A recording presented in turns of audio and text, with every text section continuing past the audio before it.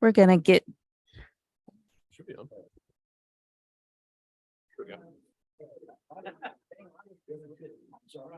started.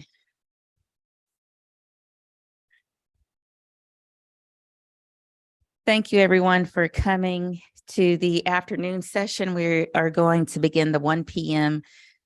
Portion of the Cannabis Waste and Recycling Study Committee. Earlier this morning, we had great testimony from UGA College of Agricultural and Environmental Sciences, Dr. Timothy Coulong, as well as Georgia Tech Renewable Products Institute, Dr. Chris Lutgen, Botanical Sciences, Tyler Anthony and Chase Bradshaw.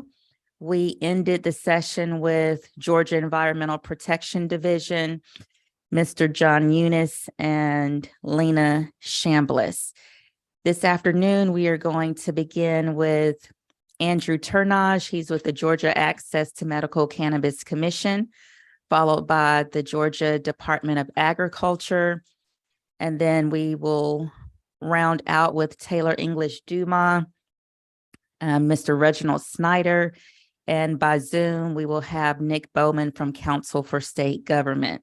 For those that were not here this morning, to hear the purpose of the study committee, we're looking at all of the different ways of the cannabis species. So that includes not only medical marijuana, but also different forms of hemp, its uses and repurposes and ways to recycle it. Mr. Turnage, as I would like to also, for the members or the people that were not here earlier, if the committee members can introduce yourselves again, please. And we'll start with Chairman Corbett. Yes, thank you. John Corbett, District 174, 6 counties, Lowndes, Eccles, Clinch, Ware, Charlton, used to be Camden, now it's Brantley County, but glad to be here. Thank you.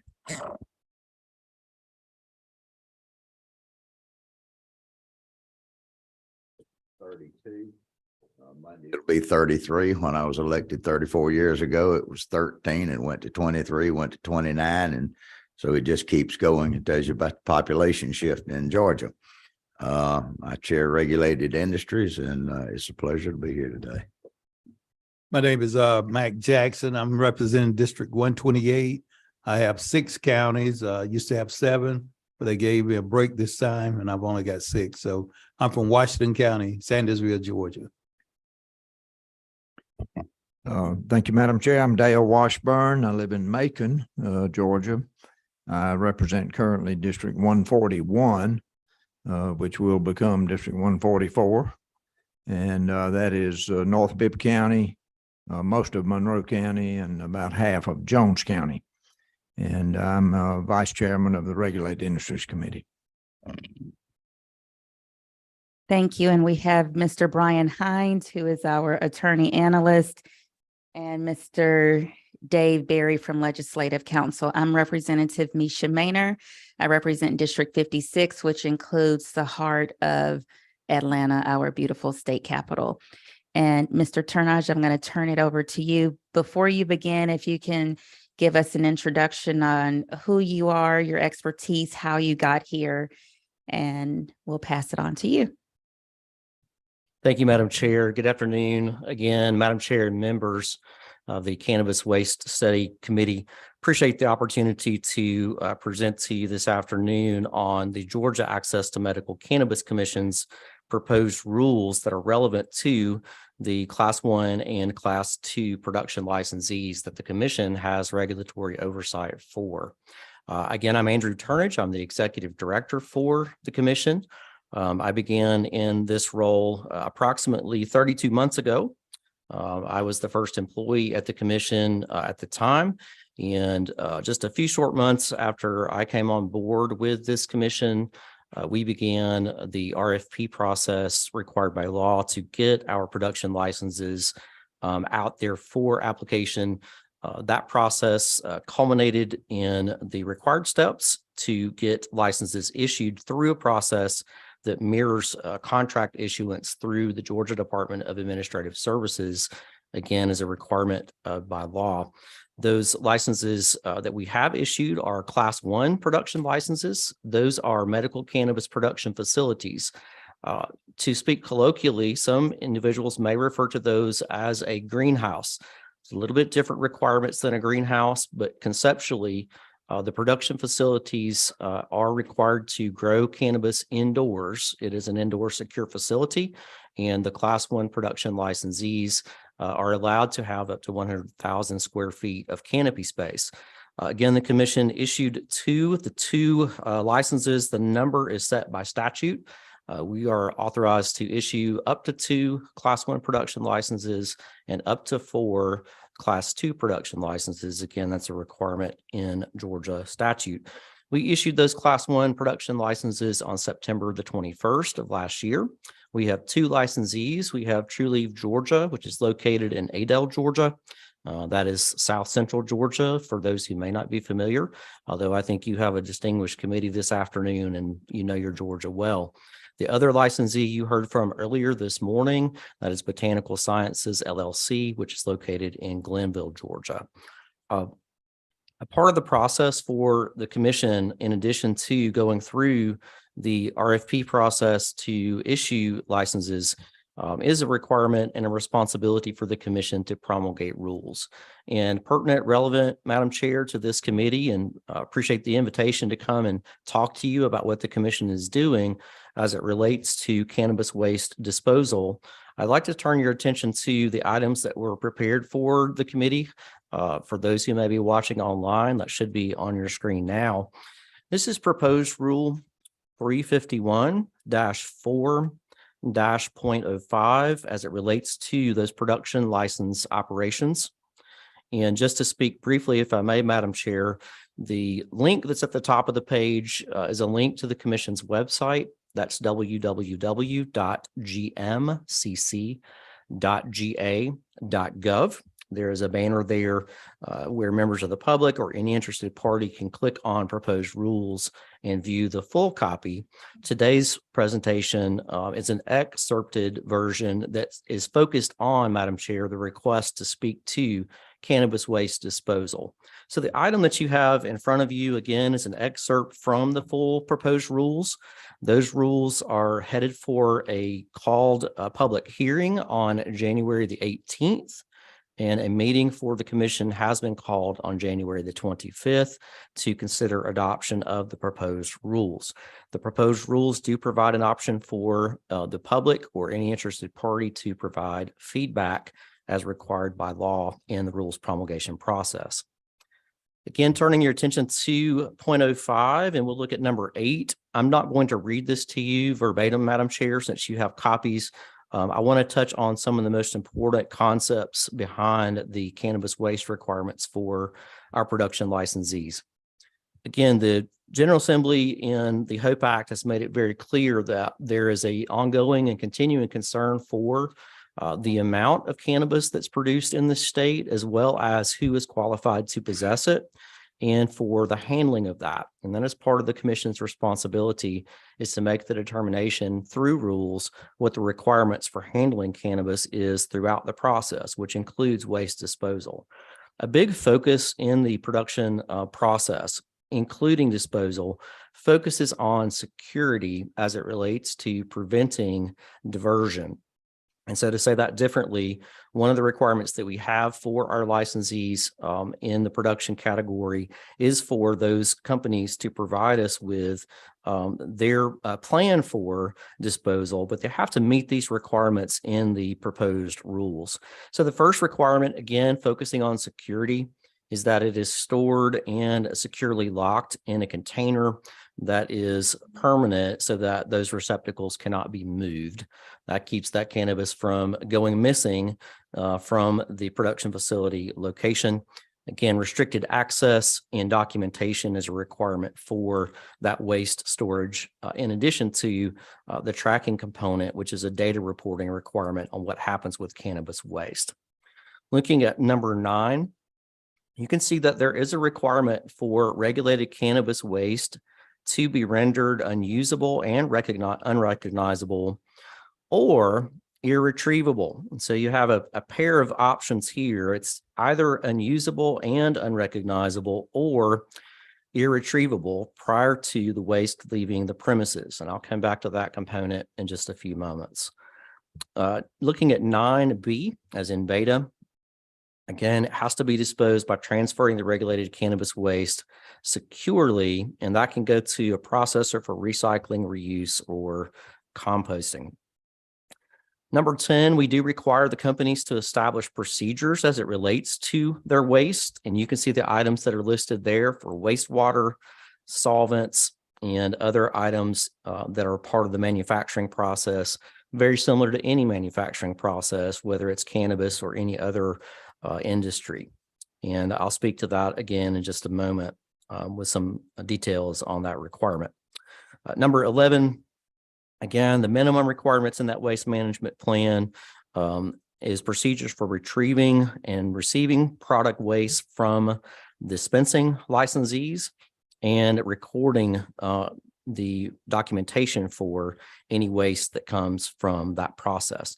Just to speak briefly, Madam Chair, on the dispensing component, 2 sessions ago, the Georgia General Assembly passed Senate Bill 195, which amended the HOPE Act and essentially created what most of the rest of the country refers to as a vertical structure or vertically integrated licensing system for medical cannabis. And what that means is that as it relates to a dispensing license, with that change in the law, only a production licensee is qualified to apply for and receive or be issued a dispensing license. And so that was a change in the law. So that reference that you see in 11A, that's 11A alpha at the bottom of the first page, as it relates to dispensing licensees, means the production companies have to provide a plan for what they're going to do with any waste that's received from their dispensing license. I'll move, in the interest of time, Madam Chair, to the second page. And I just want to speak in general. These categories are 4 categories that relate to the rules. And the information here is really provided as an overview. It's intended to give you a general construct of some of the concepts behind the rules. Previously today, I think that you've had some excellent presenters. Appreciate this committee inviting our licensees, Botanical Sciences and True Leaf Georgia, to present. I think it's very good for them to have the opportunity to present directly from industry. So thank you for that, Madam Chair. The plant waste, I know that licensees will speak to this in more granular detail as they can from their business processes. But in generalities, the concept again is on plant waste that's generated at our production facilities in Georgia, licensed by this commission, are very focused on a plant cycle that is production oriented. And that means that through the processing that our production facilities utilize, they are using their own processes to modulate the medium, the plants, the genetics, the lights, the water, and the cycles for that for the purpose of generating a pharmaceutical grade product, which is the requirement of the Act for these licensees. So the plants that are grown inside of the indoor production facilities, at the point that the companies are taking the plant material that they are going to use or plan to use in the production process, that material is going into their production cycle. And so as it relates to plant waste, what's left after that harvest batch is a root ball, the stalks, and the stem. Those are the components that are remaining after production facilities complete their harvest. So on the plant waste, there are some options for disposal that the companies can take advantage of. For example, in other states actually mandate, either by statute or by rule, that cannabis companies blend their cannabis waste from the production cycle together with some other inert matter, whether that is soil or plastic or food waste. There are a lot of options that are required in other states. The commission does not require that 50% mix with non-cannabis waste. We have had a focus on the impact that the industries that we are responsible for can have. And one of the awareness items that we have from looking at information in other states is that requirement can actually double the disposal footprint from our facilities. So we do not make that requirement of our production licensees. As it relates to the waste cannabis, that remaining root ball, the stalks, and the stem are virtually of no intoxicating value whatsoever. And again, I will certainly defer to the licensees to speak more in detail to that. I know that you've had some good information as well from other presenters earlier today. So some options that are available there, looking at the latter part of the plant waste paragraph. So in accordance with state law regulations and the approved cannabis plant waste disposal plans, there are options available to the licensees. That cannabis can be disposed of at a solid waste facility that is designated, licensed as such, if it meets the requirements for that. The incineration option is on the table should cannabis companies decide that that is necessary for disposing of their plant waste. They can also compost on site until it becomes sufficiently unrecognizable. And the composted waste can also be used in other methods, whether that is on site for other purposes or whether it is reintroduced into their cultivation operations. Those are business decisions, but they are options that are available under our proposed rules. I'll move very quickly through the remaining 3 items, Madam Chair. The second item is consumer packaging waste. Although the consumer packaging waste really focuses on what's left over after the consumer purchases a low THC oil and product from a dispensary, it really does come back to a byproduct of production. And that's basically the container that the cannabis comes in at that dispensing location. So you can think about it just like any pharmaceutical product that you purchase. You're going to have some packaging, you're going to have some plastic containers. And again, we strongly encourage the use of recycling and reuse. That can afford itself in a lot of existing varieties across the state. Production facilities can also participate in take-back programs as an initiative on site to get their customers and patients to take that and reduce the bulk that's going into landfills. As it relates to hazardous waste, cannabis hazardous waste gets handled in a similar fashion to pretty much any industrial hazardous waste product. There are chemicals that are on site and in use in any industrial environment. The same is true for cannabis production facilities. The requirements for those are not set by this commission. They're set by state law for other handling. And so hazardous waste would be handled in similar fashion, again, with any industry through a registered hazardous waste transporter, and that would be required to go to a transfer storage disposal facility. On the product waste, one of the concepts is actually the final product itself. So what happens if there's waste with the final product itself? That's the last component to address. While this is not an option in every circumstance, it may be possible for production companies, if there's a product safety recall or a recall for any purpose, for them to take that recall product and remediate it and remanufacture it. That is not always the case, and it's important to recognize that that's not a consistent opportunity, but it is an option in some cases, and that is not prohibited by law or in the proposed commission rules. So with that, Madam Chair, I'm happy to answer questions that you may have about the proposed rules and information about cannabis waste disposal. And again, I want to thank you for the opportunity to come and talk to you about the commission's proposed rules. Again, that hearing is scheduled coming up very soon on January the 18th. Thank you, Mr. Turnage. We do have a few questions. I want to ask you the comments and questions that come up today. Can those be added to your public comments on the 18th? I don't see any reason why you could not. Okay, thank you. And first question is from Chairman Corbett. Thank you, Madam Chair. On your proposed rules on 9B, transferring the regulated cannabis waste securely to a processor for recycling, reuse, or composting. Do we have any processors that are doing that now, taking that to repurpose, recycle, reuse? I don't know the answer to, do we have those? That's not an entity that we would regulate at the commission.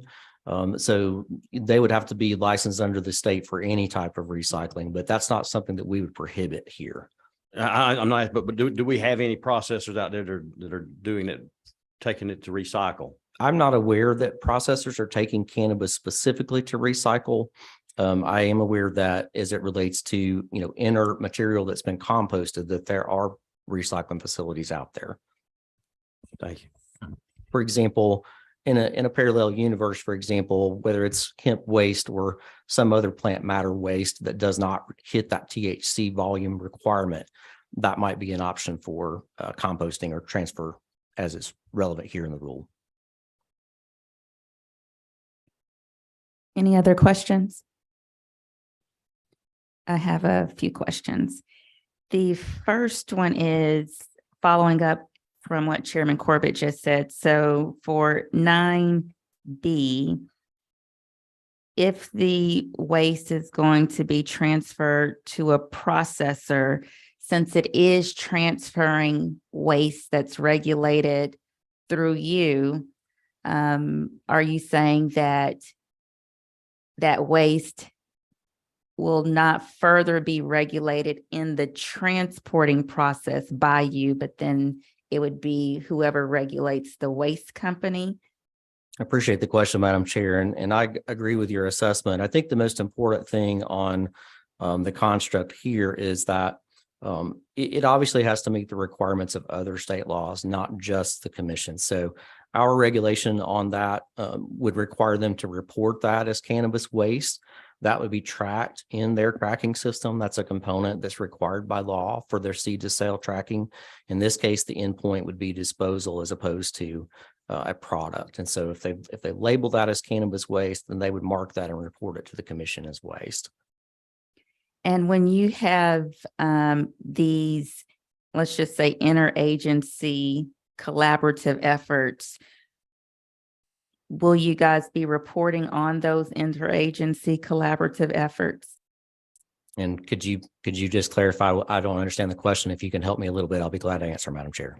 So if the waste, let's just say the waste under your regulatory body is Part A, if Part B is under another regulatory body, it seems like it would be best if the two regulatory agencies are in communication to just make sure that if there is a problem somewhere between the two, that there's communication. No disagreement there whatsoever, Madam Chair. And again, I know that the Georgia EPD presented earlier today and indicated that they don't have cannabis specific requirements as it relates to the items that they regulate. So I know that that's an ongoing conversation as it relates to their universe as well. I agree totally that it would need some communication if there is something that's cannabis specific in their environment. And my other question is for 10F 1 through 4, as you talk about the disposal in these different aspects, if I relate those back to 8A, and you're talking about the stored containers, does that mean within the waste management plan that 1 through 4 has to have the same secured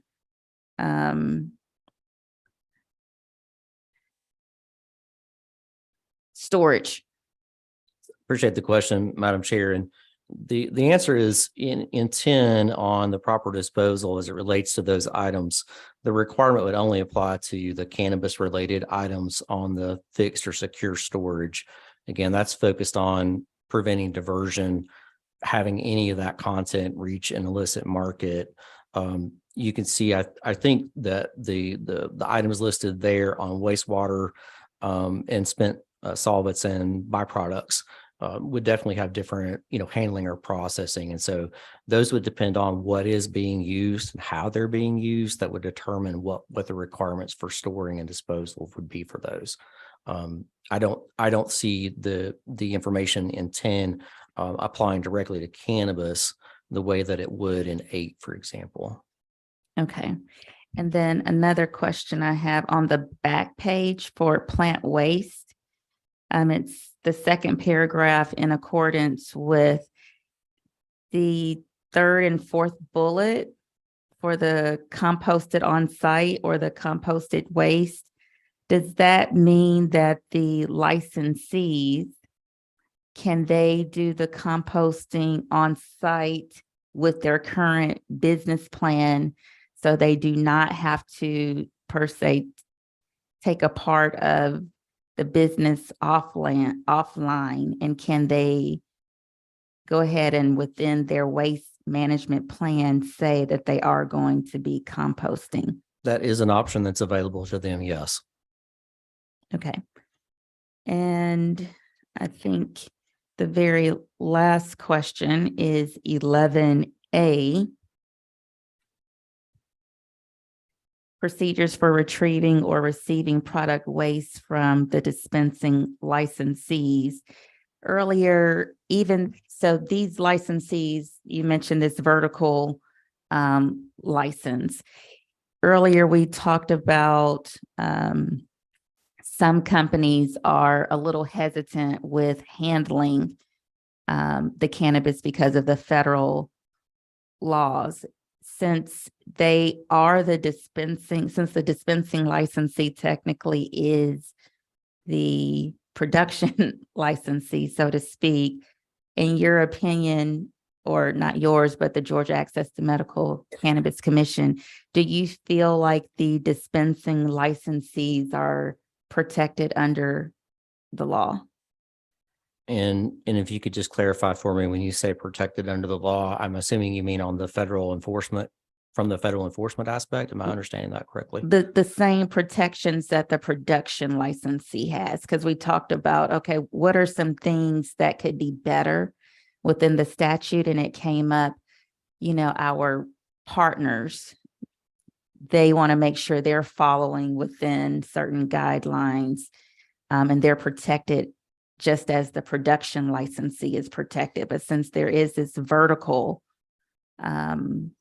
license, does that mean that they are protected? So I apologize, Madam Chair. I'm not sure I understand the construct on protected, but if I could speak just a moment as it relates to the dispensing licenses, it may inform the question. And if I'm going in the wrong direction, we'll back up and answer it, the question in the way that you need. As the vertical orientation that was changed in SB 195, it does mean that the qualification to apply for a dispensing license is to be a licensed production facility in Georgia. However, the dispensing license itself is a separate license, and that by design is in a different part of the HOPE Act. And that part of the HOPE Act requires the commission to promulgate rules which establish the requirements for dispensing licensees. And so same entity as a qualifier to apply, different set of regulations for the dispensing licensee than for the production licensee. And I'm not sure that's the question you were asking. Brian just clarified something for me. So say within your rules and regulations, is there or will there be any regulations or protections for contractors and subcontractors that are working with the licensees? And by protections, you mean as it relates to handling? And so the answer to that, Madam Chair, is, to the extent that the HOPE Act outlines those protections, I would say that they exist. And to the extent that the HOPE Act is silent, then no. I would certainly point the chair and the good legal counsel towards the language that is in the HOPE Act. I'm shooting from the hip, so I need to look at that to give you a definitive answer. But I believe that the information that's there applies to licensees. I don't know that the Act distinguishes between a production licensee or dispensing licensee. Okay, and the very last question, someone else earlier mentioned one, and I might be saying these numbers wrong, but 1 kilogram of a flower can equate to 3,600 autom 4,600 automobiles. So meaning just the 3 million. Okay. So I think it would be helpful for public comment that we are somehow calculating how much CO2 footprint is going on as we're going through this process of production, just so we can prepare to make sure our processes are being as efficient as they could be. Appreciate that feedback, Madam Chair, and I'll work with you and your staff to be sure to capture that and include it in our public comment for proposed rules. Be glad to do that. Thank you. It looks like we do not have any other questions, and we really do appreciate you coming down to give us this information. And your packet is here with us, and we will add it into the final report. Thank you so much. Thank you, Chairman Maynard, again, and thank you, distinguished members. Appreciate the opportunity. And if you have additional feedback, feel free to send that our way. Thanks for your time. Thank you.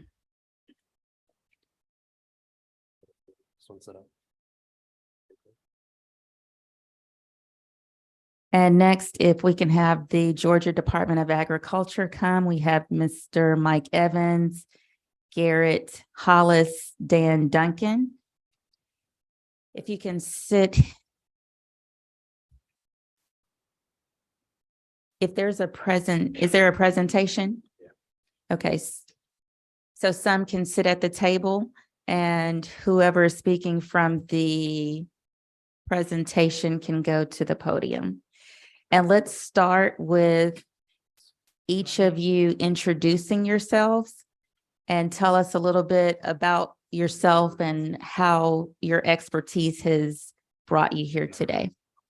And also, it would be good for the committee and the public to also just understand the scope of Georgia ag in this space compared to federal, since that is a big component of it. Thank you. Before I begin, I have a question. When I change a slide, do I need to notify the committee so they can flip a page as well? Okay.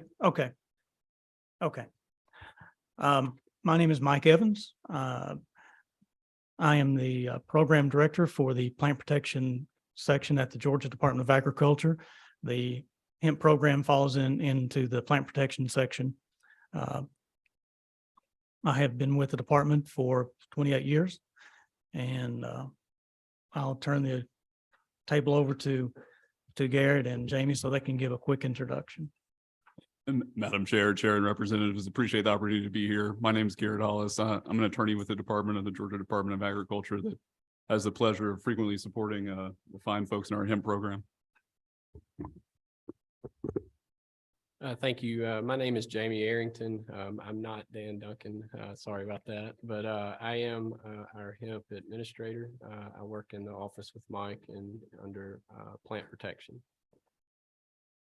Thank you. Madam Chair, my name is Jimmy Wilson. I'm the Chief Financial Officer of the Agriculture Department.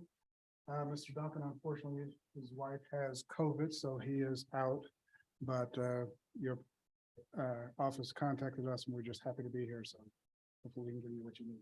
Thank you.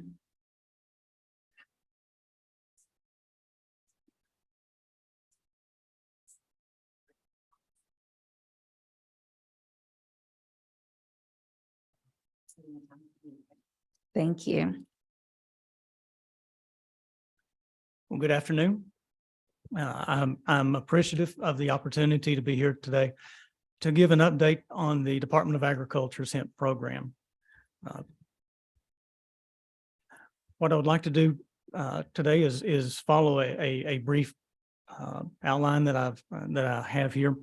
We'll talk a little bit about the regulations, give an overview of the program, and then talk about some potential with recycling. Now, I realize that most people don't get excited about talking about regulations, but I think we need to lay just a little bit of groundwork. We have enabling legislation, both at the federal level and at the state level. We have the Agricultural Improvement Act of 2018, what a lot of us call the Farm Bill, and I'll probably call it the Farm Bill for the rest of the afternoon. And USDA under the Farm Bill did issue their domestic hemp program. We call it the final rule. And then we have the Georgia Hemp Farming Act, which was passed in 2019. The Georgia Hemp Farming Act does give authority to the Department of Agriculture for licensing of growers, issuing permits to processors, for us to be able to do inspections and to promulgate rules.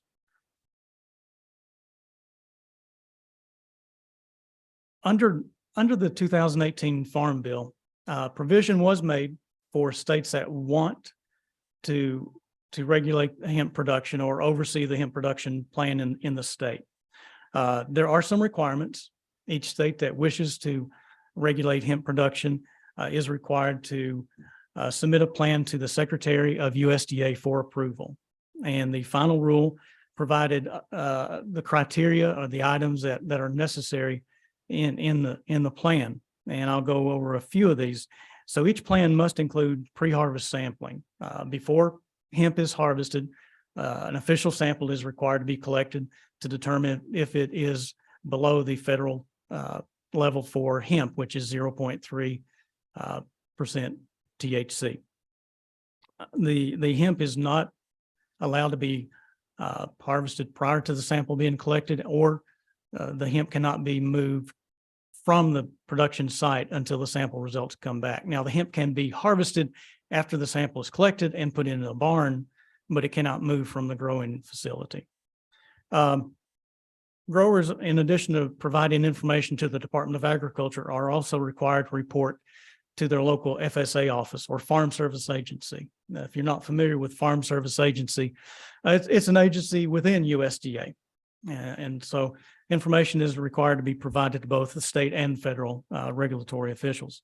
There's some information about laboratory testing, and we'll talk a little bit more about remediation or disposal of cannabis that exceeds the 0.3 Delta 9 THC level.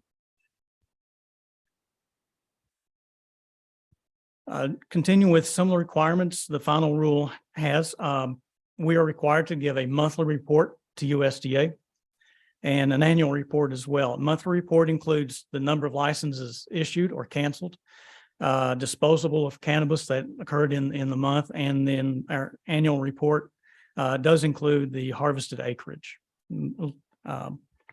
State programs are subject to USDA audits. We participate in a quarterly call with other states that regulate hemp, and USDA participates, and we've been informed that in 2023, USDA will begin auditing state programs to ensure compliance with the final rule.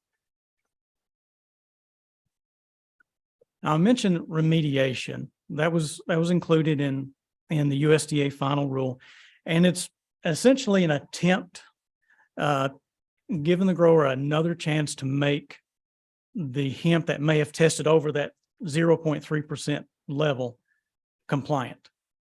And they offer two options, and two options only. The first option is to remove all of the flower from the hemp plants. And you basically remove all the flower, the bud, and then the rest of the plant is okay. The second option is to shred the entire plant into one large biomass. Now, we've talked to some growers, and we've heard the same thing from other states. That's labor intensive, and not a lot of growers will try to pursue that option simply because of cost and labor, the labor involved in doing that. Once a grower attempts remediation, another sample is required to be taken of that remediated hemp to see if it now is below the federal level.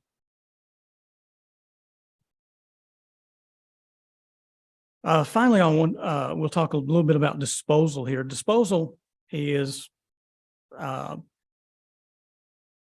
option when the hemp is above the federal level. or as USDA includes in the final rule, it's a non-retrievable or non-ingestible form. So there's a link there, but there's 4 different options that a grower has for disposal. Now, 1 and 2 are similar. There's a little difference, but they're very similar. And you'll see at the end of option 2, green manure. We'll talk about that in a minute. But basically, the grower has an option to contact what's called a reverse distributor. Yeah. And have the reverse distributor dispose of the hemp. Or the grower can choose to dispose of the hemp on the farm. So it includes plowing, disking, mulching, burning, or burying on that farm. Now, if you come from an ag background, you may be more familiar with the term cover crop than green manure. A cover crop is a crop that you plant with no intention of harvesting, and it can be used for weed control, nematode control, insect disease issues. And right before it gets to the maturity stage, it's plowed under, and so you're doing some pest management control as well as trying to increase the organic matter of your farm. And the definition, as you can see, comes from Sustainable Agriculture Research. So I think that we'll take a break a little bit from our regulatory discussion, and let's talk about Georgia's hemp program. We've had a hemp program for 3 years, 2020, 2021, and 2022. As you can see, our grower numbers have remained fairly consistent, around 143, bounce up to 156, but fairly consistent. Our processors, definitely, you see a drop from 11 down to 2. And you'll also see a trending downward as well for the acres planted and the acres harvested in those years.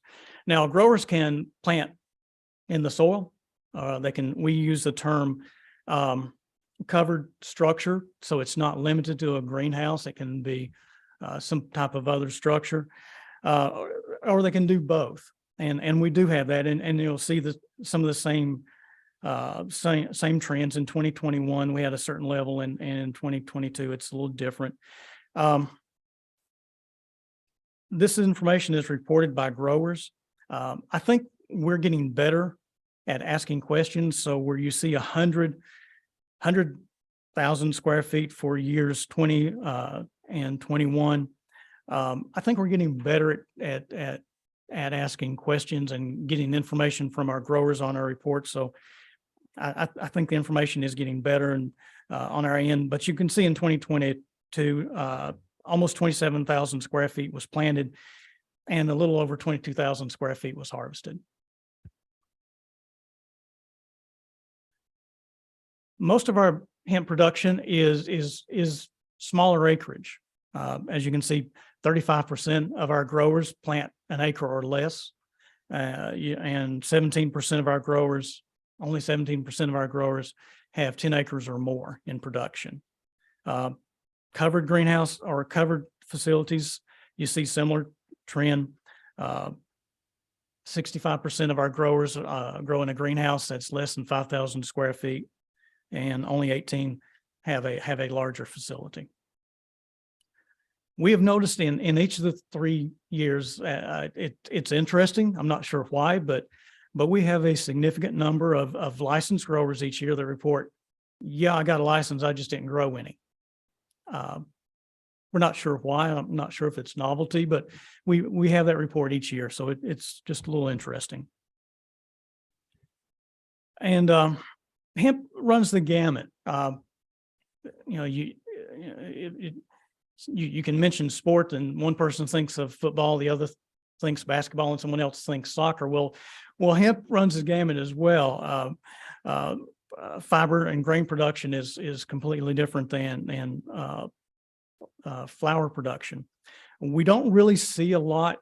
We haven't seen any. We've had a few calls on fiber and grain production in the state, but we haven't really seen any of that. So that means it means all of our production for hemp in the state is either for CBD oil or smokable hemp. I'm going to jump back just a little bit. So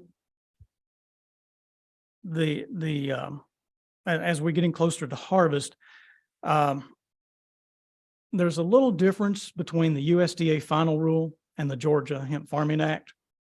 On the federal level, some laws include preemption clause, but the Farm Bill does not. A state can be more restrictive than the federal, and there is a little difference between the two. The USDA final rule, once the sample comes back, if it's below 0.3% Delta 9 THC, USDA treats it like any other crop. No additional requirements on the raw hemp. Now, there's still for finished products and other things, the 0.9 or 0.3% Delta 9 levels still exist. But for the raw hemp, once a test comes back and it's below that level, USDA treats it as any other crop like cotton, corn, soybeans, peanuts. There's not any additional requirements. If it's above, then the hemp is either to be disposed of or remediated. When you look at the Georgia Hemp Farming Act, the Georgia Hemp Farming Act regulates raw hemp until it is converted into a hemp product. And that means that it's gone through a processing facility and has been processed into a form that is now marketable and is below 0.3% Delta 9 THC and can enter the avenues of trade. An additional requirement is that growers may only sell or provide hemp to another licensed grower or to a processor. Now, the grower or processor can be in another state as long as they're in a program that is recognized by USDA. But a grower only has the outlet of selling to another licensed grower or a processor.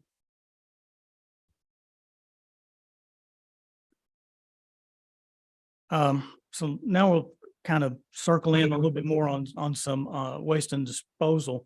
The Georgia Hemp Farming Act did carve out a few items that are classified as traditional farming practices: drying, trimming.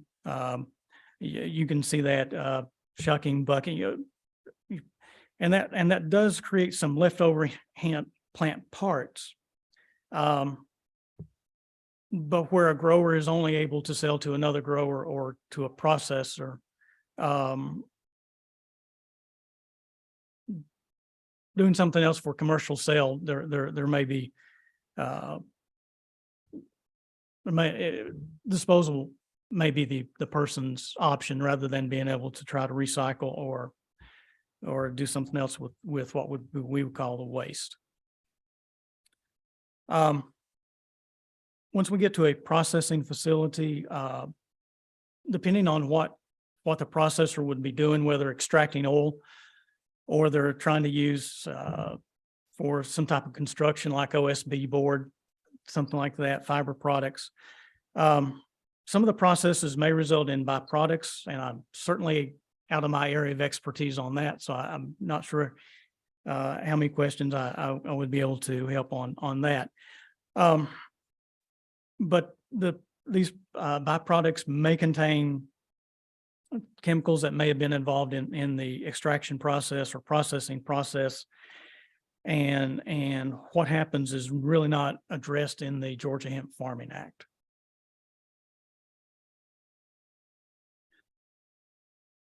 And with that, Madam Chair, I'll quit talking and turn the floor back to you.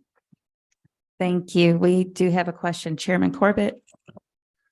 Thank you, Madam Chair. Thank you, Mr. Evans. Back on page 7, can you back up to 7? I was not wise enough to put page numbers in there. All right. Well, it's judiciary boundaries on the final rule where you said above 0.3 Delta 9 THC level hemp is to be disposed or remediated. I didn't. Looks like slide 13. Slide. 13. I'm sorry, I didn't put my page. Okay. Oh, okay. Right there. The remediated part, can you expand on that some? I didn't realize they had that option if it was hot where they can, because a processor can remediate, if it's above 0.3, they can remediate that out. What does it mean here? Right. Let me back up a little bit. Right. I'm not sure what number, Garrett, could you tell me what number this one is? Remediation is in the USDA final rule, and it gives those two options for someone who has a test result over the limit. And there are only two options. It's to go in and remove the flowers physically from every plant and then have that plant resampled to see if now it will test below 0.3% THC, or the second option is to shred the entire plant and then have another official sample collected. So the remediated process would be to remove the flower or the bud from the hemp plant. Yes, sir. Okay, a couple other questions, if I may, Madam Chair. On the test, I know we went through this start with on when they were actually doing the testing of the plant to come up with, and we come up with a process. You take a composite sample from the whole plant, not just the bud. Can you speak to that and how the testing process is done, where they collect their sample? Right. We actually did talk with USDA quite a bit earlier this year, be sure that we were collecting the samples the way that USDA wanted those. And the process for USDA is to sample the central cola, or top of the center stem of the plant. And I forget, Jamie, how many, is it 5 inches of that? Yeah, it's either 5 or 7 inches. 5 or 7 inches as From the top of the plant. and that's where USDA wants the sample collected. That's what our sampling agent had been doing, and so we were complying with their sampling requirements. All right, and further question, Madam Chair. Earlier presenter today, Dr. Coulong talked about one of the challenges for processors is the fee that we had, and we had a conversation last year, and I think a bill was introduced, and we didn't get out of committee, but we talked about expanding the base on who actually pays the fees, and then you either go to a, like Florida, I think everybody that grows it, processes it, sells it in a retail form or whatever, paid a flat fee. And I think Louisiana does the same thing, maybe $150 per license or fee to do this, and expands the base. And what's your thoughts on that? That's a good question. And I haven't really thought that out thoroughly. We obviously would be issuing a lot more licenses. And yeah, I would have to think about that. And the goal is to make the program sustainable, where you brought in the Right. base instead of putting the burden on one or two. Right now, we've got two processors. That's right. Last year, we might not have but one this year. I don't know how that goes, but anyway, we're looking at trying to expand the base where we can, hopefully the program can sustain itself. Right. And we also, talked about Delta 8 earlier today. I think y'all might have been watching online, and we need to address that. What's recommendations? Well, Delta 8 is not, I'm going to go back to the statutes. Delta 8's not addressed in the. It's not. That's right. It's a loophole. Right. It's not addressed in either the Farm Bill or the Georgia Hemp Farming Act. And without trying to be humorous, I'm old enough that I remember the commercials on TV that says, I'm not an attorney, but I play one on TV. Well, that didn't, we didn't cover that very much in bug school when I was there. I really don't know that I could address that at all. And I'm not an attorney either, but I sat in a room with a lot of them when we were doing this this bill to start with, so I might could play one on TV. I might can add to that a little bit. Okay. To your point and to Mike's point, all of the established hemp program, both federally and in Georgia, only contemplate things in the context of, Delta 9 THC. There's a number of other adjacent sources that discuss the legality of isomers like Delta 8, Delta 10, and any number of other ones. Federal and state analog acts for Controlled Substances Act, et cetera. The reality is that it seems so far that no one at the federal or state level has been able to have a concrete interpretation on what to do with it. States have taken varied approaches, but there's no fixed rule and no federal authority interpreting those federal statutes concretely at the moment anyways. Okay. Yes, ma'am. And I won't hold you being working for the Senate against you. Can you go to the mic?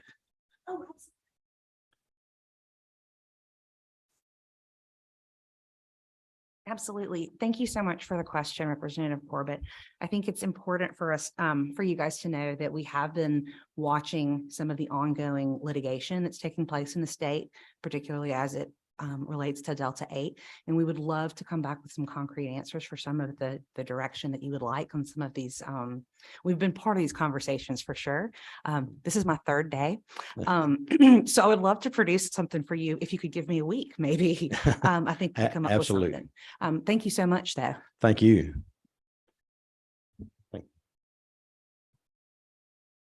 Any other questions from the committee?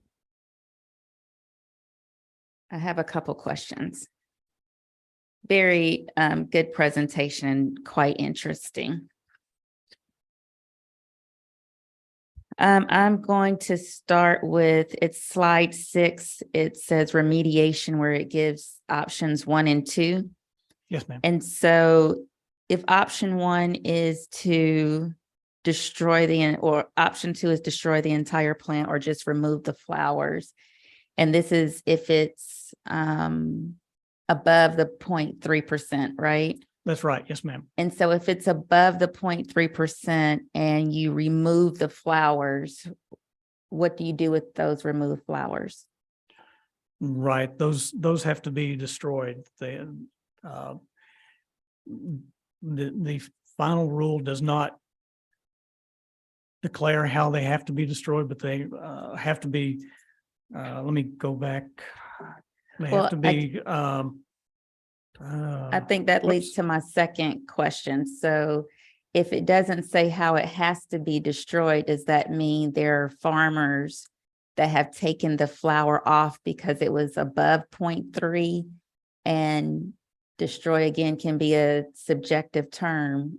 Can you destroy it by putting it somewhere else and it ultimately can be used again and it's above 0.3? I think maybe it's 1 or 2 slides past that. It would have to be disposed of according to USDA's final rule, and it would be in a, and it's quoted there, a non-retrievable or non-ingestible form. Okay. Thank you. And the next question is this is really for slide 10 and 11. It talks about hemp program at a glance, and the second one is mostly small plantings. Right. Yes, ma'am. I'm just looking at the, from 2020 to 2022, the amount of the program has reduced dramatically. And earlier we talked about this ebb and flow of hemp production. There was this influx of the scarcity was no longer there. And so there was too much hemp product. And so is this reduction related to overcrowding in the market? Why is there the reduction? Is there a reason for that? I don't have a concrete answer, but there have been several things that have been floated. In our first year, yes, a lot of people were excited about it.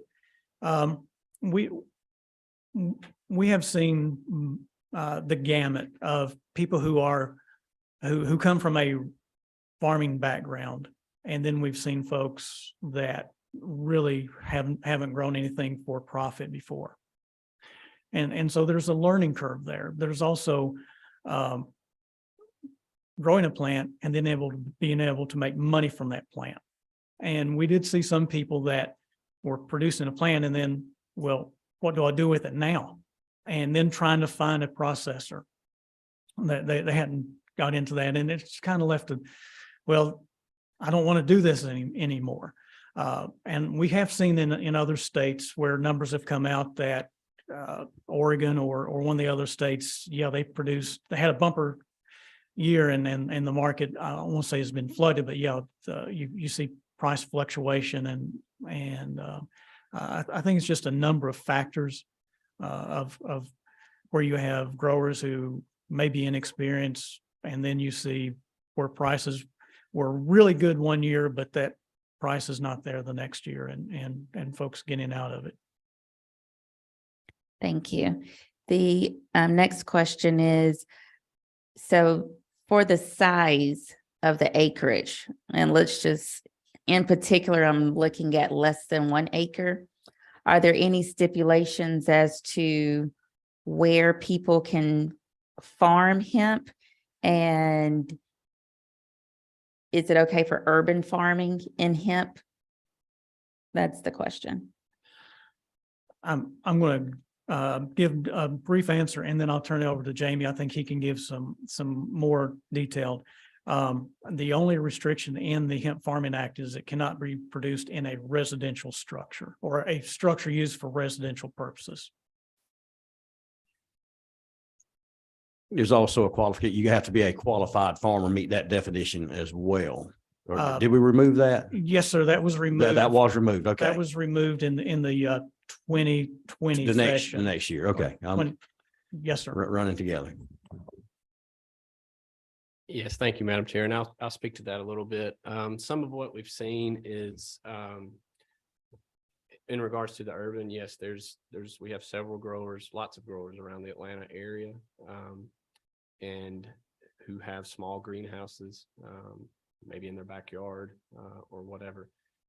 So yeah, we've seen a shift, I think, from the growing side of going, we still have producers who grow outdoors, but there's a lot of people that are shifting more towards growing indoors because they can control their environments better. I think as well, they can get more crops out of it. Whereas if they're growing outdoors, they may only get one crop cycle out of it. So, but yes, to answer your question, yes, there are a lot of growers around the Atlanta area as well. And with those growers in the Atlanta area, does that mean you know that they're growers in the Atlanta area because they're registered with the agency? Yeah, they're licensed with us, yes. Okay. And when they get licensed, they have to provide their GPS coordinates. That's part of the licensing requirements. So they have to provide where they're going to be growing for their grow sites. So that's how we know where everybody's growing. okay. And then so to follow up with that, once you mentioned your regulation kind of stops once the growth and harvest piece has taken place, right? Is that correct? Yes, ma'am. And so, and you said that you can sell the product either to another grower or a processor. And so I know earlier we said there weren't a lot of processors, if any, that we knew of for the medical marijuana, but do we know how many processors there are for hemp for these secondary purposes? There are 2 processors in the state of Georgia, but a Georgia grower can use an out-of-state processor. Okay. And let's see. I think, and you might not know, just have 2 more questions. You might not know the answer to this. This is slide 13, back on the jurisdictional boundaries. For the 0.3% threshold, is there a big difference between, let's just say, a 0.29 and a 0.09 as far as effects of why someone would use the product in any form? I'm just trying to understand why, what is the 0.3%? Why was that, besides it being federal? Yeah, I don't know that we can particularly opine on any subjective effects of that 0.29 versus 0.3. I'd just say two things. The reason it has to be 0.3 is because that's what is carved out of the Controlled Substances Act federally and at the state level. In terms of the 0.3, I would just note that both in our regs and the USDA regs, there's a margin of uncertainty that's allowed with the testing. It's 0.06. So the way that the feds and we define that allows a little bit of leeway for scientific uncertainty, at least. Okay, thank you. That's my last question. Thank you so much. This was so helpful. Are there any other questions? Thank you very much. Our next presenter is from Taylor English Duma LLP, and it is Mr. Reginald Snyder. Thank you, Chairwoman Maynor. I appreciate the introduction, and hello to everyone here. It's my pleasure to be here to present before you. I have a document I wrote up. I didn't actually provide it to your folks, so I can provide a copy of it later if you like. But I wanted to start out by introducing myself and then also explaining that I'm primarily here to talk about the opportunities that are available in the hemp and the medical cannabis or medical marijuana waste and recycling space. And I'm going to talk about some of what the Department of Agriculture guys just talked about, which is that it appears in Georgia, hemp is primarily focused on being used to produce CBD oil, which has a very limited market because you oversaturate the market. But we're going to talk about all the other opportunities for hemp and tremendous. But first about myself. I'm a partner at the law firm of Taylor English Duma. I've practiced law since 2000, well, actually 98. Started in Alabama, practiced then in Texas for about 9 years, and then came to Georgia. I head up the firm's cannabis industry law practice, as well as our consumer products and premises liability practice group. And so as a firm, we've got 175 lawyers in 15 states and 23 cities. We have a very wide variety of services we offer. We're a full service firm. And we have a lot of different clients in the cannabis space, most of them actually in Florida, which is a well-established existing marketplace, but a few here in Georgia. So I represented a company that was applying for one of the Class 2 licenses. They didn't actually win, but we had to go through the entire process of getting their procedures and protocols to get together their application. We represent an actual private equity fund that funds various kinds of cannabis companies, not only in Georgia, but all around the country. And I also represent a company that is in the cannabis space in terms of CBD processing, but they also are in the psilocybin market, which I'm not sure if you guys have heard of that, but that's the active ingredient in the mushrooms that people are always talking about. So we have a pretty wide, broad experience in it. We have a lobbying group that has also had a lot of experience dealing with CBD and marijuana. But what I want to do first is I want to draw a distinction between marijuana and hemp. Oftentimes people say cannabis and they use it in a very global sense. And it's easy to misinterpret what that means when you're talking about waste and recycling and other parts of the business. But with respect to hemp, as you just heard from the Department of Agriculture, it's a very low THC plant. It looks exactly like marijuana. It can be very easily confused with it, but the actual plant itself has very little THC. As they mentioned, the Farm Bill made it completely legal. It's been taken off the Controlled Substances Act, so it's now something that's used like a normal farming product. Marijuana, on the other hand, is still a federally illegal drug.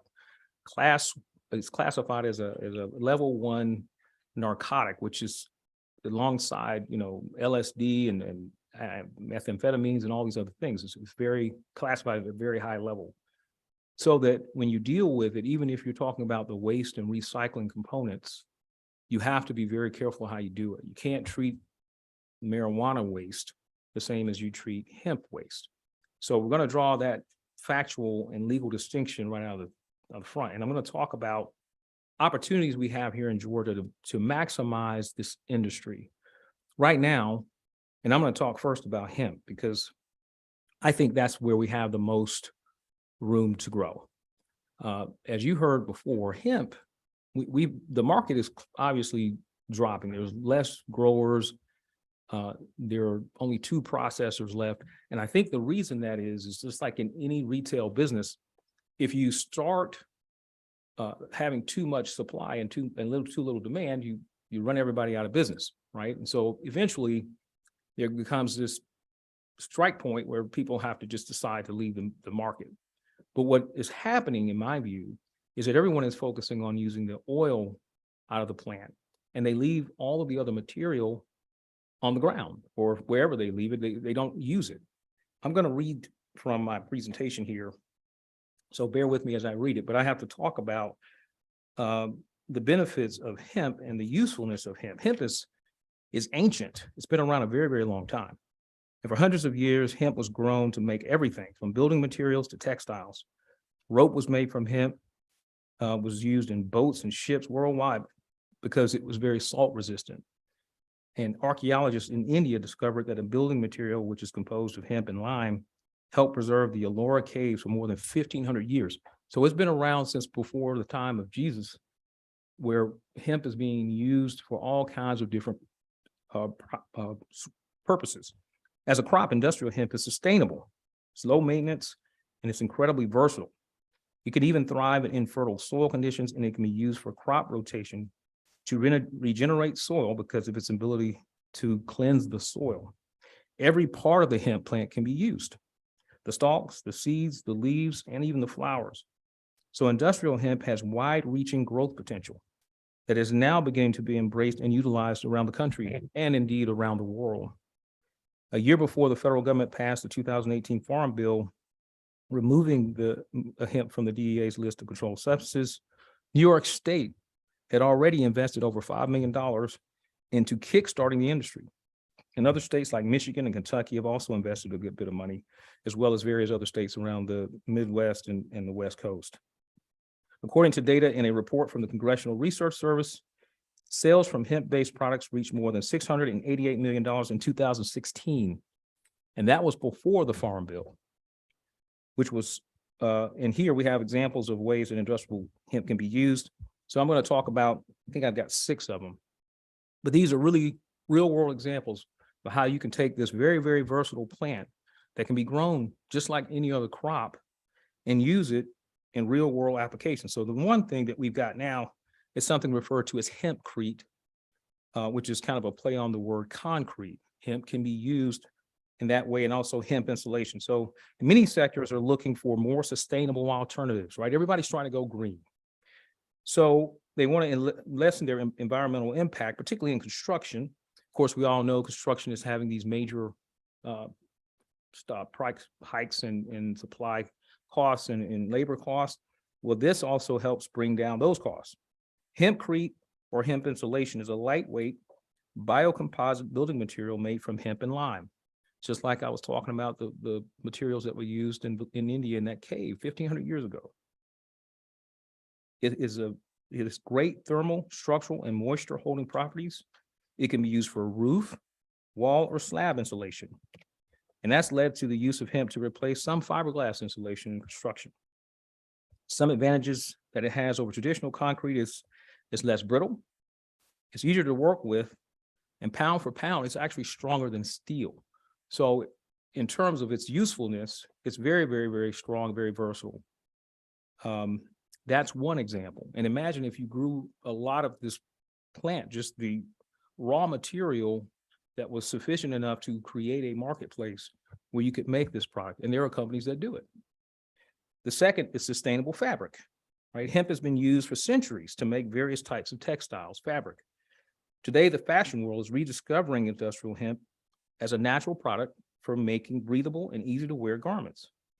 Organic hemp is considered one of the most sustainable fabrics available, according to the Textile Exchange. So again, you're talking about clothes, right? Every country in every part of the world needs textiles. And if you have the hemps sufficient enough to make fabric, that is another opportunity to create more money for Georgia. Clean cosmetics. I had never heard of this, but there are certain uses of hemp where you can make cleaner beauty products. It's by using cold pressed hemp seed oil.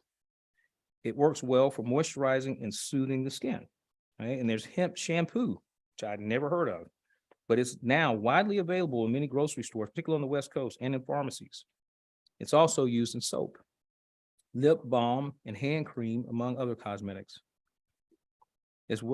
Next is vegan dairy products. I'm not vegan, but if you are vegan, vegans are very much about looking for different kinds of products they can use. And hemp can be used to make milk, hemp milk, another product that's already available on supermarket shelves.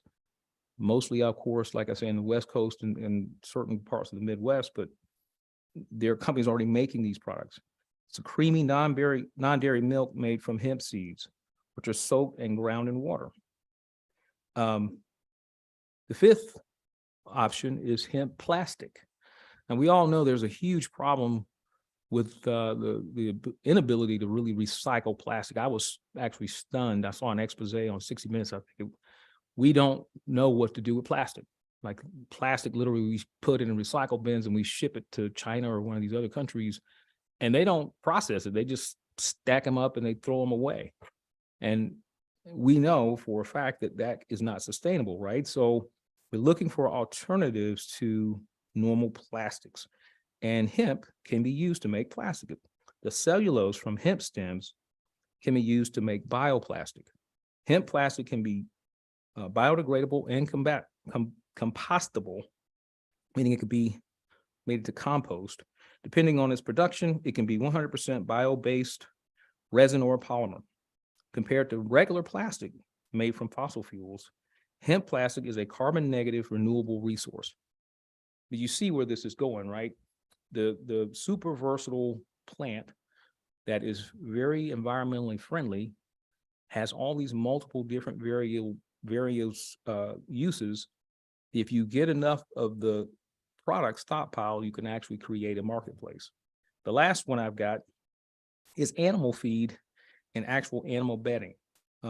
Researchers at different universities around the country are studying hemp as a promising source of animal feed for livestock. At Kansas State University, researchers believe all parts of the hemp plant could be nutritious for cattle and a good source of crude protein. In another study, scientists at Oregon State University are exploring the potential for spent hemp biomass as animal feed for sheep, cows, and poultry.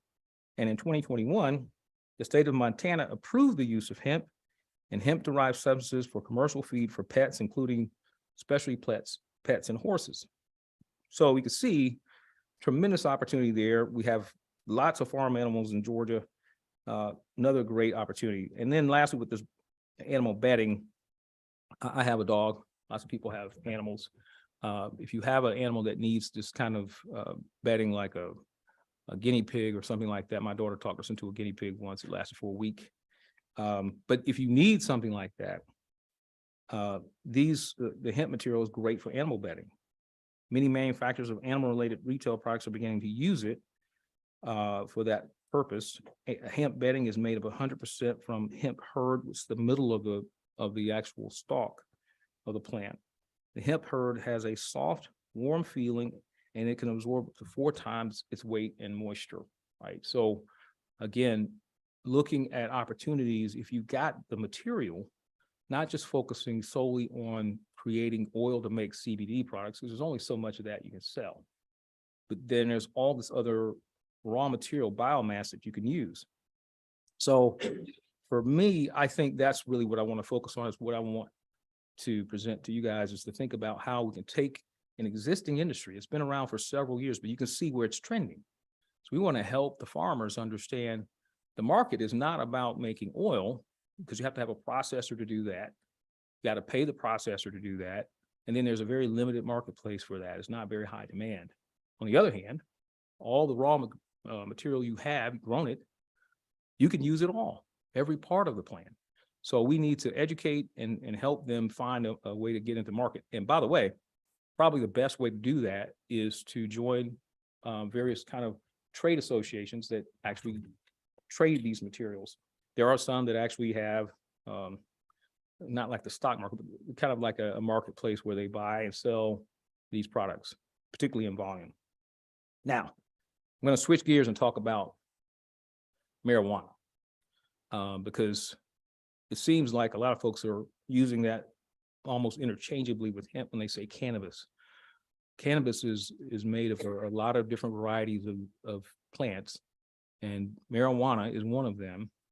Marijuana has delta-9 tetrahydrocannabinol, commonly referred to as THC, and that makes it federally illegal, right? So you take the plant, you grow the plant in a controlled, regulated environment, you process the oils out of it so you can get the low THC oil.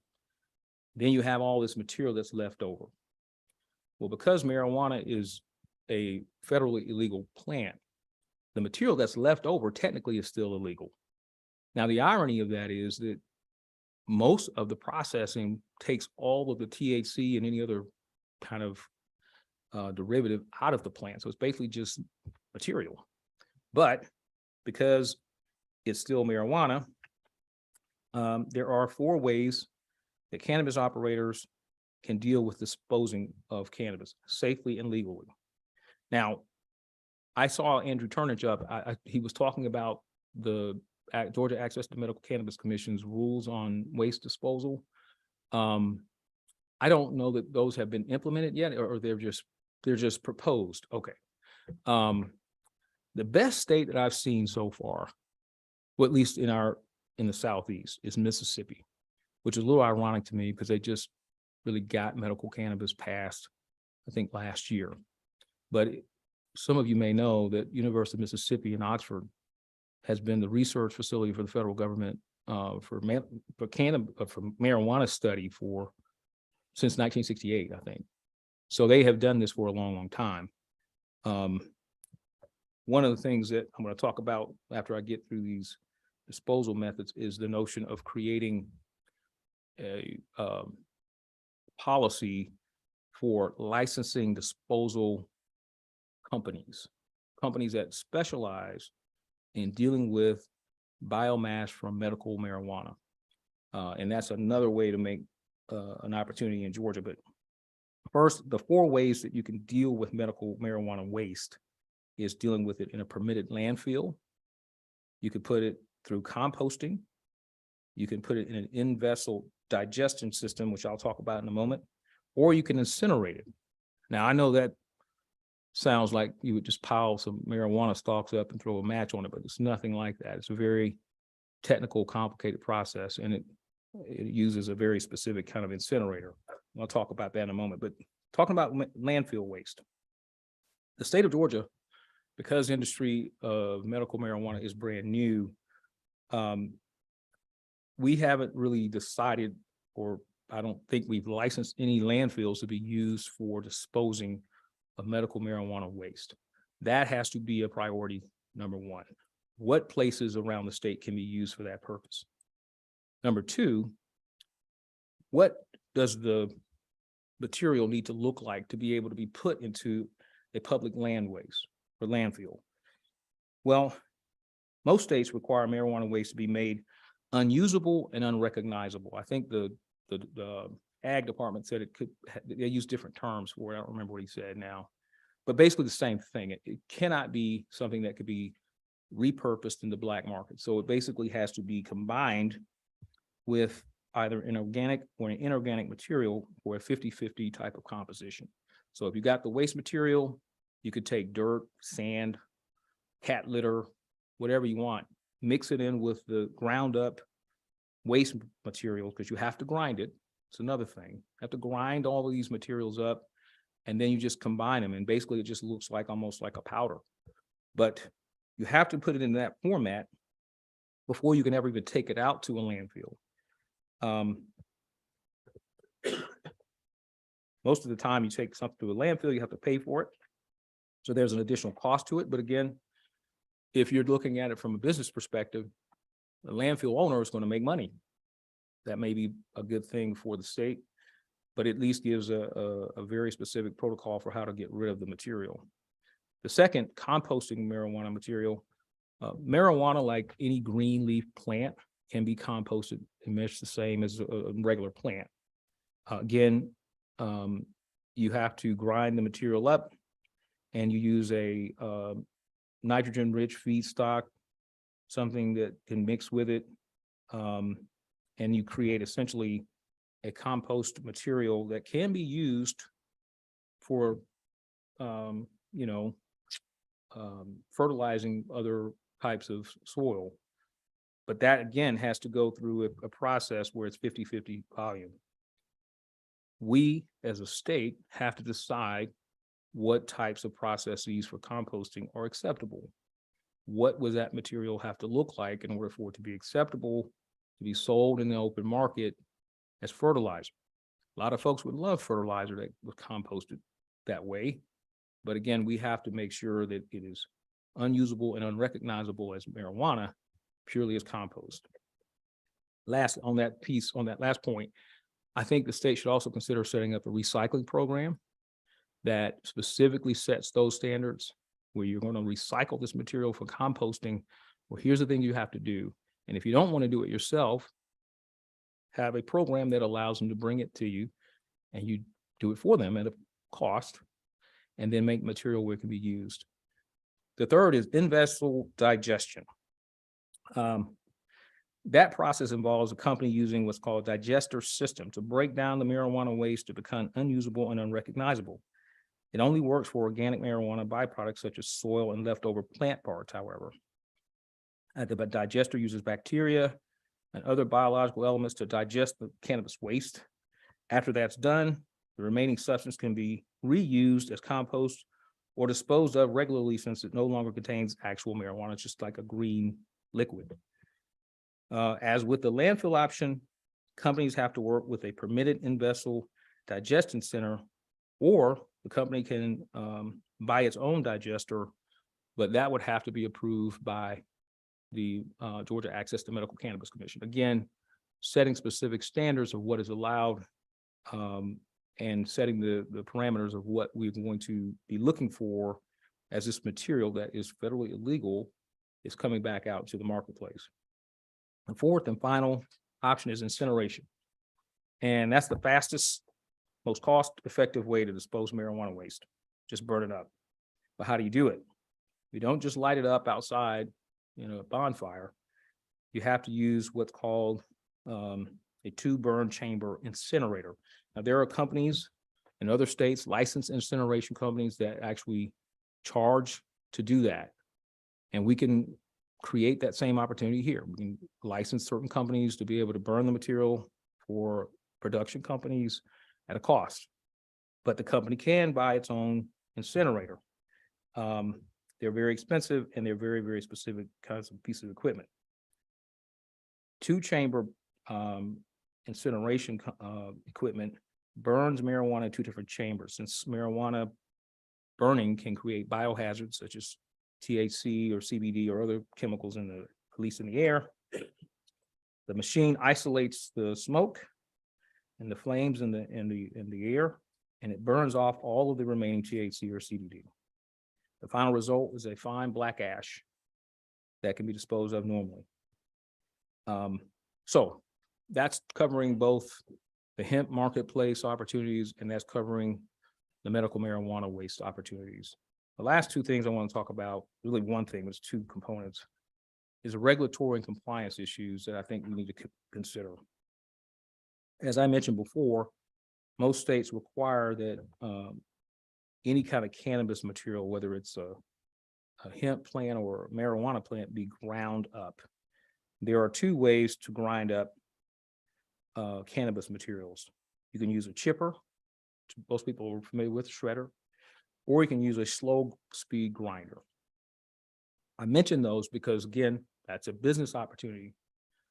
Either a company can go pay for someone to come out and do this grinding for them, or they can invest in buying one themselves. Chipper shredders or high-speed shredders, they tend to throw chopped materials and generate loud noises while they're grinding. Those shredders tend to clog when shredding green or wet waste though. Therefore, they're typically slow and laborious for the cannabis waste. A more ideal grinding technology is that slow speed grinder. Those grinders excel at grinding up wet feedstock and material that's difficult to shred, such as fibrous stems like you'll see in hemp and in marijuana. Plus, the particle size is often smaller, which facilitates fast composting, creates a more attractive and consistent looking compost. The downside with slow speed grinders is the cost. They tend to be relatively expensive compared to garden style chippers or shredders. But I think well worth the investment if you buy it. The second piece of regulatory compliance is what I mentioned before, which is the cannabis disposal entities.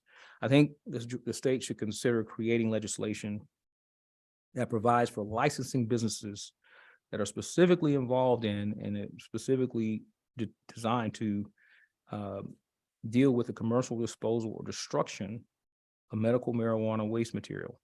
I think, Chairwoman, you asked what does destruction mean? I mean, of course, we'd have to define what that looks like. But if you're a disposal entity, I would suggest that you have multiple ways of disposing of it, but either way, it's going to be unusable and unrecognizable when it's done. And all of the cannabis disposal companies that we create and license should be registered with the Georgia Department of Health. That's what I have. So appreciate your time. Any questions? Thank you, Mr. Snyder. That was a great summary of the different aspects of how Georgia can create new businesses within this waste and recycling industry. Are there any questions from the committee?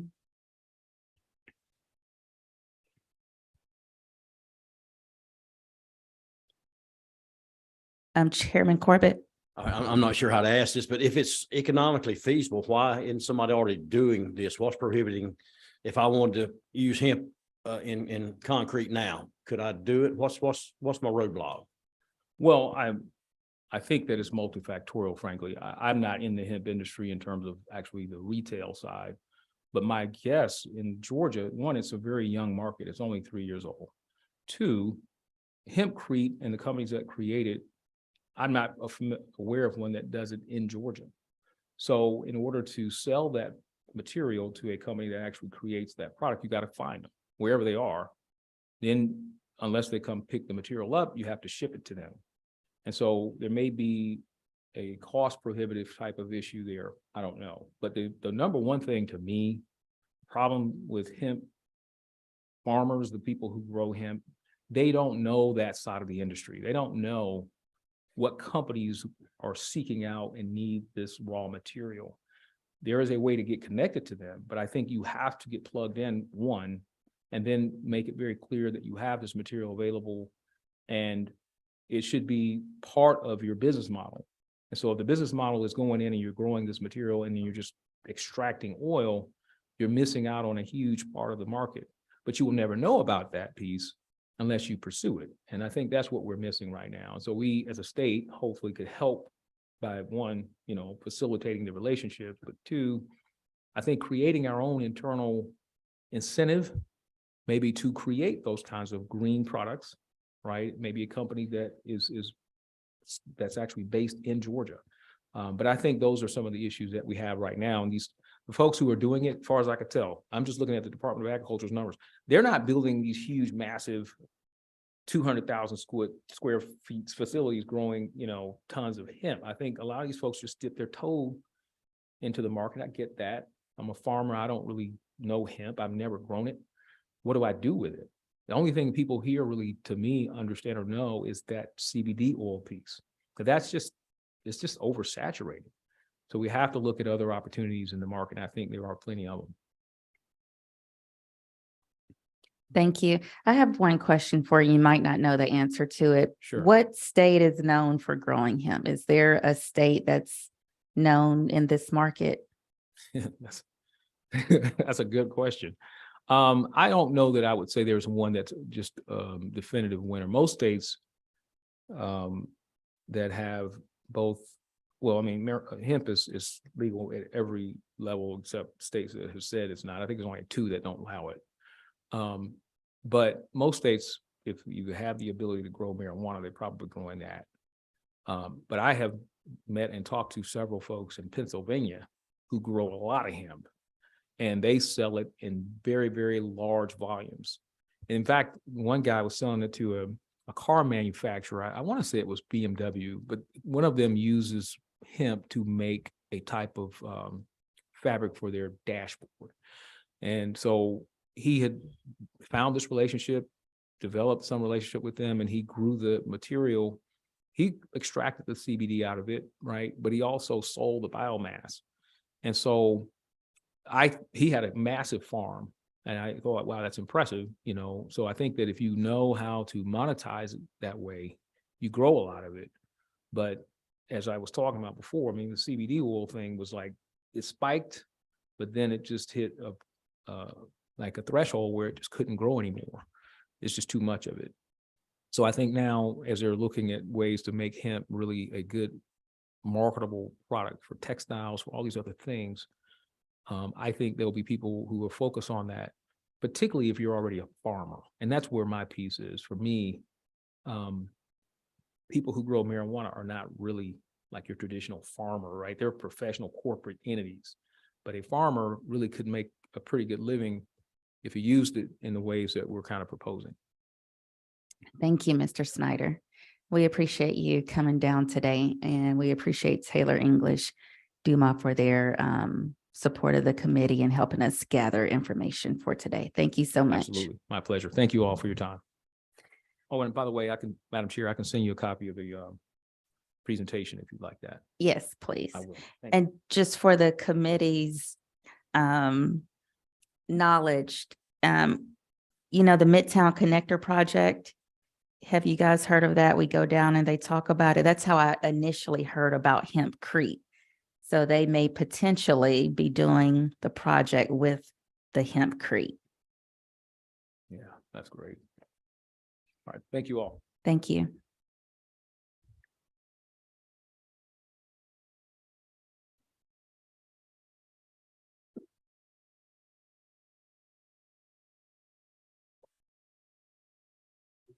Okay, we have one last presenter that's on via Zoom, and it is going to be Mr. Nick Bowman from the Council of State Governments. Thank you. Can everyone see and hear me in the room? Hope I'm coming through all right. We hear you. Okay. And I've got my screen sharing on. Hopefully that'll appear momentarily. Well, good afternoon, distinguished members of the committee. I'm Nick Bowman. I am a policy analyst for CSG South. It is an honor to speak with you today. Thank you to Chairman Maynor for inviting me to testify. I'll be speaking on cannabis waste disposal policies in the South.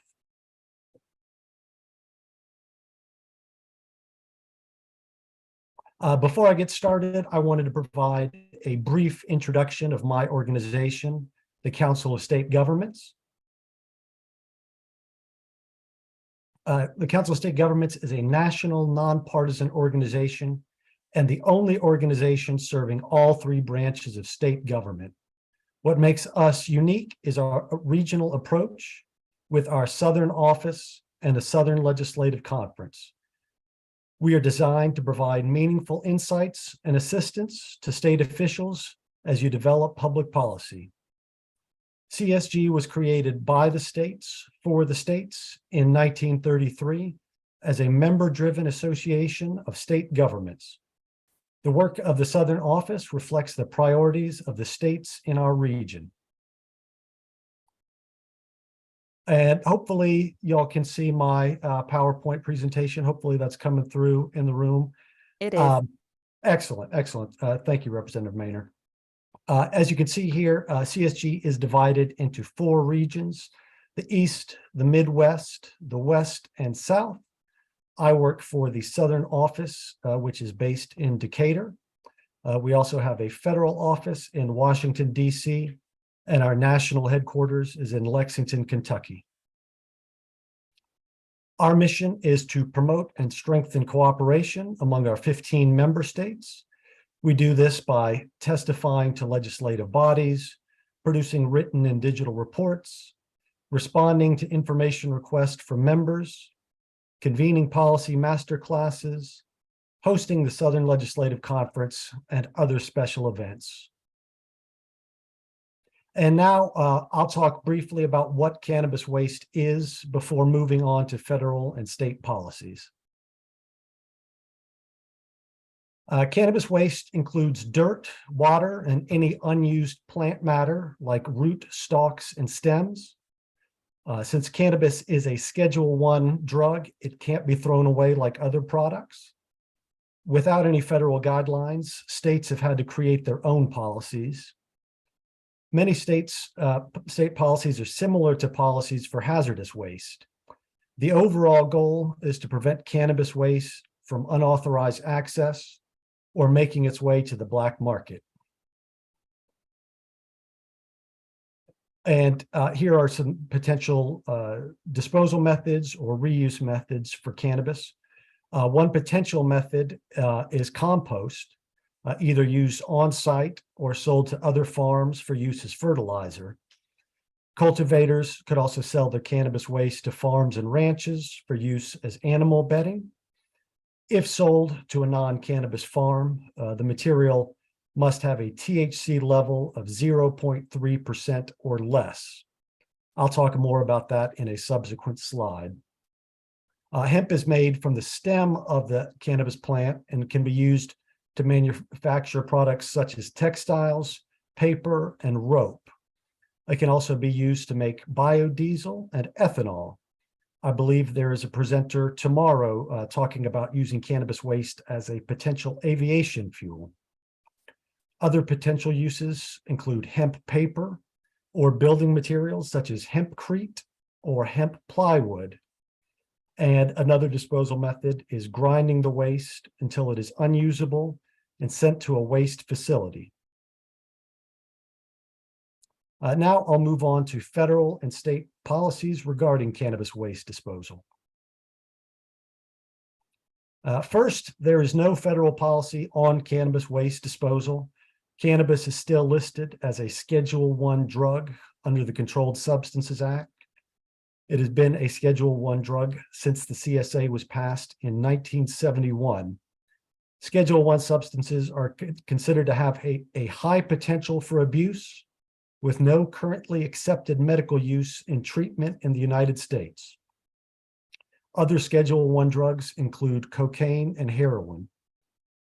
Congress or the White House can remove cannabis from Schedule I status. And in October 2022, President Biden asked the Department of Justice and the U.S. Department of Health and Human Services to review cannabis's Schedule I status to potentially remove it from Schedule I categorization. Also, the 2018 Farm Bill allowed hemp to be grown, sold, and transported in the United States, but with some limitations. The plants must have a THC level of 0.3% or less to be counted as hemp. Also, states must submit a proposal to the USDA secretary regarding how they plan to license and regulate hemp in their states. And the Department of Agriculture has to approve those state proposals for hemp production. Now, moving on to state policies.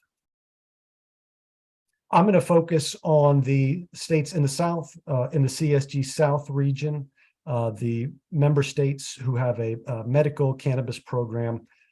Just going to do a quick overview of their programs and their waste policies. Alabama's medical cannabis program was codified in 2020. According to recent reports, the state expects to begin operating in late 2023 or early 2024. Among other duties, the Alabama Medical Cannabis Commission is tasked with establishing standards, procedures, and requirements for waste product storage and disposal and chemical storage. Senate Bill 165 instructs the commission to establish a statewide seed-to-sale tracking system for medical cannabis. Under this system, every cannabis plant will receive an identification number that will stay with the plant until it is sold or disposed of. And rules adopted in August 2022 require all licensed facilities to develop an annual plan for cannabis waste that leaves no part of the plant either usable or recognizable. Moving on to Arkansas. In 2016, Arkansas voters approved Amendment 98, a ballot initiative that legalized medical marijuana. The legislature amended the voter-approved law in 2017. The Arkansas Medical Marijuana Commission oversees cultivation licenses, and the Alcoholic Beverage Control Division licenses dispensaries. Like Alabama, in Arkansas, all licensed facilities must use the state's inventory tracking system, including for cannabis waste disposal. Rules require all cannabis cultivation facilities to maintain a 24-hour video surveillance system, and cannabis waste disposal must occur on the video surveillance system with weighed amounts recorded in the inventory tracking system. Furthermore, facilities must notify the ABC division at least 3 days in advance of their intent to dispose of cannabis waste. And waste must be rendered unusable by grinding the plant with other ground materials.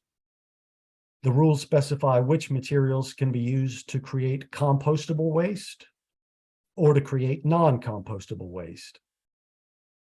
The final waste product may then be composted, placed in a landfill, or incinerated.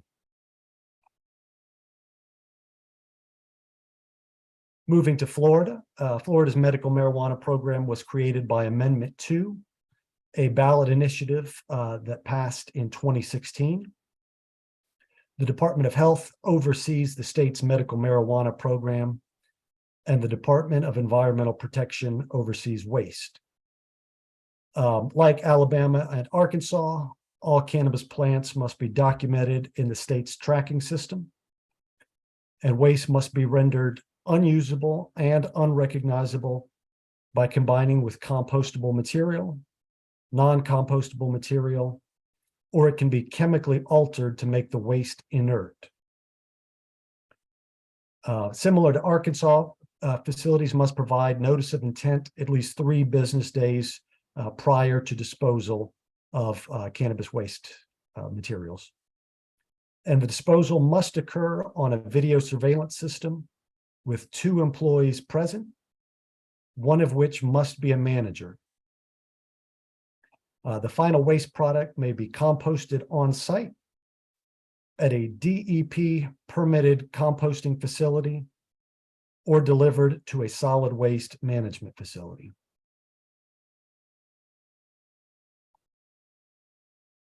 Moving now to Louisiana. Louisiana's medical marijuana program was codified in 2016 and is regulated by the Board of Pharmacy and the Department of Agriculture and Forestry. Like in other states, all medical marijuana plants must be documented in the state's tracking system, and permitted facilities must maintain an inventory that is updated at least once per week. Marijuana must be stored in a restricted access area until incinerated, composted, or moved to a landfill. State rules specify guidelines for pharmacies to dispose of waste. Under these rules, waste must be rendered unusable by grinding the plant with other ground materials so that it is at least 50% non-marijuana waste. The pharmacist in charge must create a record of the quantity of marijuana destroyed, the method of disposal, and the signatures of 2 witnesses.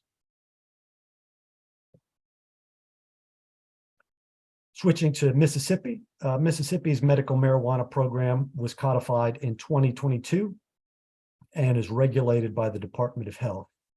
Excuse me for 1 second.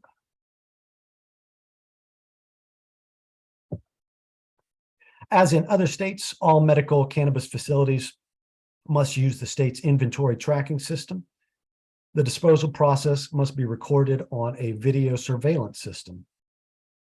Rules require waste to be rendered unusable and unrecognizable by grinding and mixing it with at least 50% non-cannabis waste.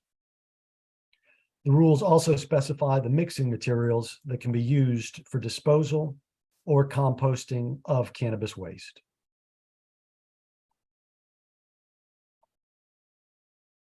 Oklahoma's medical marijuana program was created by a ballot initiative in 2018 and updated the following year with Senate Bill 882, the Oklahoma Medical Marijuana Waste Management Act.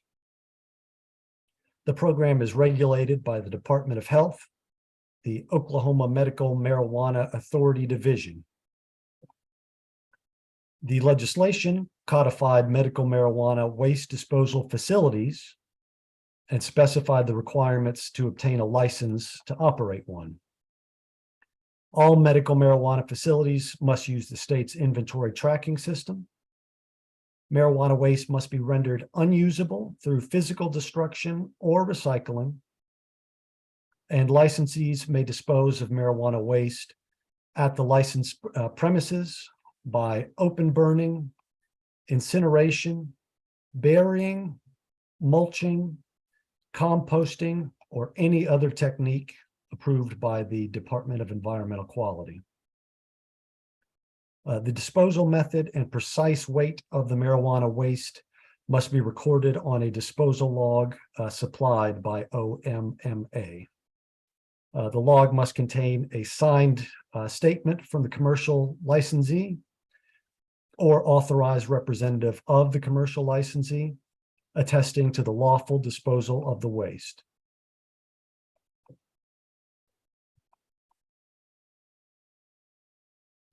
Texas's low THC cannabis compassionate use program was codified in 2015 and is administered by the Department of Public Safety. All medical cannabis facilities must use the state's inventory tracking system. Waste materials must be rendered irretrievable and comply with local, state, and federal waste regulations. Licensees must maintain records of waste disposal, and they are responsible for determining whether specific waste materials constitute hazardous waste under federal or state regulations, and for ensuring the disposal of waste complies with all applicable disposal regulations.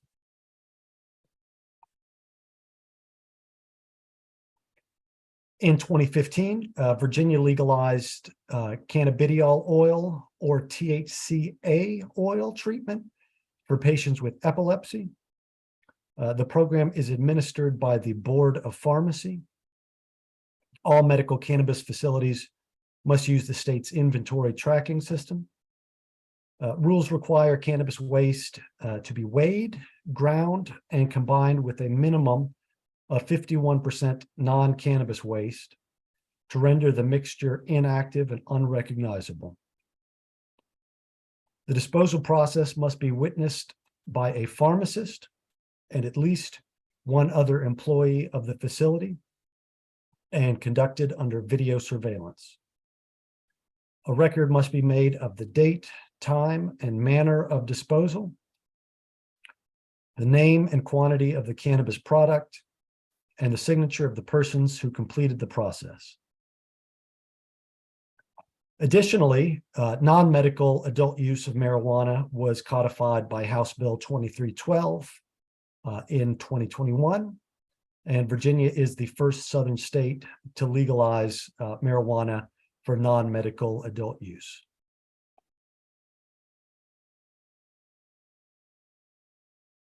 West Virginia's medical cannabis program was codified in 2017 and is regulated by the Bureau of Public Health, Office of Medical Cannabis. Under the program, licensees must adopt a seed to sale tracking system, including a system to track waste containing the name and address of any disposal service used. And before leaving a licensed facility, waste must be rendered unusable and unrecognizable by thermal treatment or melting, shredding, grinding or tearing, or combining with other non-cannabis waste. Waste may also be composted on site if the facility has the required permit. And with that, I will take any questions from members of the committee. Thank you for your time and thank you for letting me speak with you today. Thank you, Mr. Bowman. Very informative. A lot of the committee members are very appreciative of the handout. It lays out each of the southern states quite nicely, so we appreciate that. I want to just end with rounding out. There are no questions here, but I want to end with rounding out that this has been quite a successful first day. We had a full house. I think there were 4 news outlets here earlier. And so all of the information that was presented has been outstanding. We're looking forward to tomorrow. Tomorrow, we're going to start with the Georgia Institute of Technology School of Public Policy with Dr. Daniel Matisoff. We will then go into the Technical College System of Georgia with Dr. Victoria Seals with Atlanta Technical College, followed by Dr. Matthew Williams from the Interdenominational Theological Center. Next will be Georgians for Responsible Marijuana Policy, Dr. Greg Raduca. That is the morning session. The afternoon session will start at 1 p.m. and that will be with True Leave Georgia. They will do an industry overview, followed by LanzaJet. We'll talk about sustainable aviation fuel. We spoke earlier, they just did their 100% biofuel flight, and we will end with information on federal funding within this space. Thank you so much, and this meeting is now